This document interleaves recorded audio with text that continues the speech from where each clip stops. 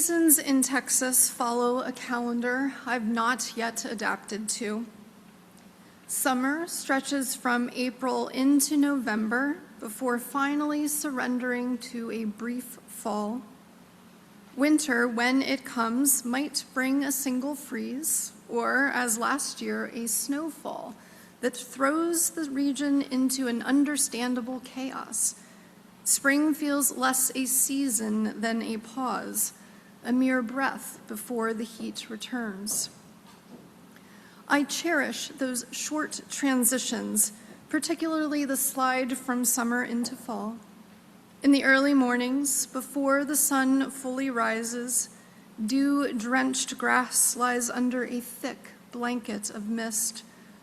I walk into our pasture, preternaturally still and mysterious, the world around me reduced to a small circle of sharp detail. Each blade of grass carries its own shape and sheen, dew drops sliding down each stem. Beyond that circle, fences, trees, and the barn blur into the softness of a Monet painting, even our house shrouded in a gentle mystery. And within that fog, something in me settles. A deep wonder wells up as presence, not thought. My hands tingle, alive as if drawing the quiet in through each of my fingertips. If I lingered there for hours, the sun would lift the mist, coolness giving way to heat, and by noon the land would blaze again. Even then, the sweat on my skin, I'd carry the joy of having stood inside that veiled world, knowing some mornings will offer the same grace and others not.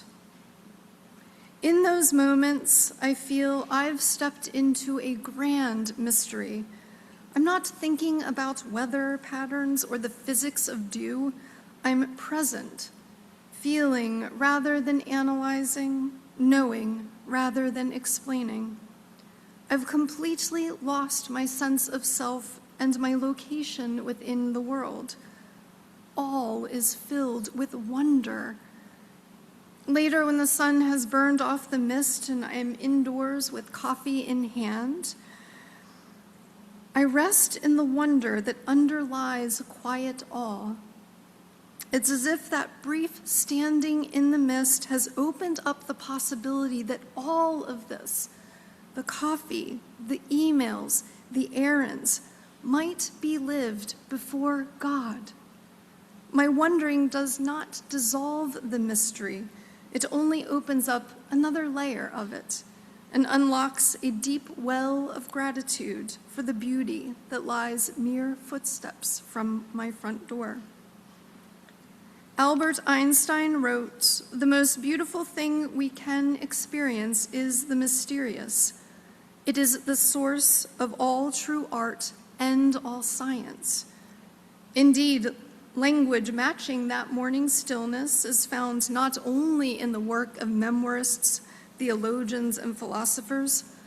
Scientists, too, have stood at the edge of this mystery, turning their gaze inward rather than outward, using the language of the brain to describe what the heart has long known.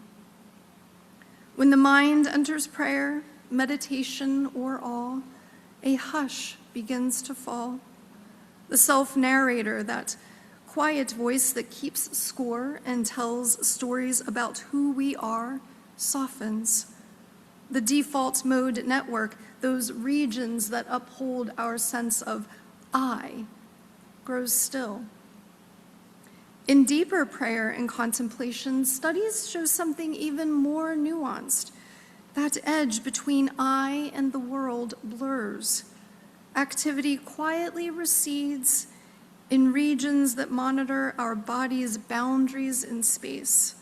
At the same time, practitioners report a sense of boundless unity, and the spirit is free to expand limitlessly outward.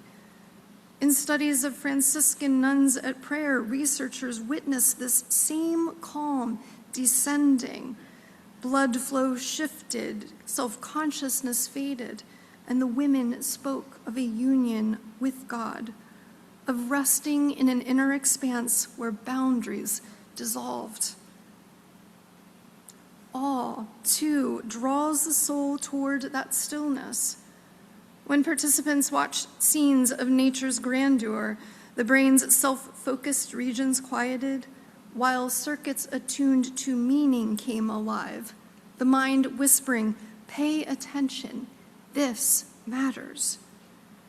Broader research on emotion, psychedelics, and spirituality echoes this pattern. Awe engages what neuroscientists call the salience network, the brain's built-in highlighter that circles what is important and sacred. Perhaps what these studies show in brain activity, Paul gave voice to in his letter to the Romans. "I appeal to you, therefore, brothers and sisters, on the basis of God's mercy, to present your bodies as a living sacrifice, holy and acceptable to God, which is your reasonable act of worship." To the scientists, this is fascinating physiology and the normal capacity of the human brain. To the theologian and contemplative, it is grace. Both may be true at once. We can say this is part of how we are fearfully and wonderfully made, our very biology capable of quieting the self, awakening awe, and becoming aware of the presence that has been with us all along. Repeated contemplative practice, centering prayer, mindfulness, meditation, strengthens attention, steadies emotion, gradually eases the hum of rumination, grievance, and anxious planning. In both the monastery and the lab, this quieting appears as grace made visible, the brain's hush mirroring the soul's surrender. Think of resting in mystery as a practice of loosening that tight grip of, "I have to understand and control everything," and returning again and again to openness, to God, to not knowing, to wonder. It is an interior recreation of that misted morning. The self softens, the mind quiets, and in that stillness, both spirit and brain whisper the same truth, that awe is not an escape from knowledge, but another way of knowing. Practically, what unfolds is not a loss of individuality, but a widening of it, a felt spaciousness that lets ordinary encounters fill with divine presence. The mystics call it participation. Neurologists might call it integration. The self's limiting story, "I'm failing, I'm behind, I'm not enough," recedes. There's a burgeoning inner space around what is happening in the present moment. Through or from or within that space, the sacred settles gently into dishes, emails, errands. Awe and gratitude become more accessible, not through the fire of concentrated resolve, but as a steady radiance of awareness, regularly evoking awe through nature, worship, reflection, strengthens this stance of reverent attention, a neuro-spiritual tuning toward holiness hidden in plain sight. In her book, An Altar in the World, A Geography of Faith, Barbara Brown Taylor writes, "Human beings may separate things into as many piles as we wish, separating spirit from flesh, sacred from secular, church from the world. But we should not be surprised that God does not recognize the distinctions we make between the two. Earth is so thick with divine possibility that it is a wonder we can walk anywhere without cracking our shins on altars. And these altars are not limited to that which is external. There is, too, a gentle geography of faith within our own bodies.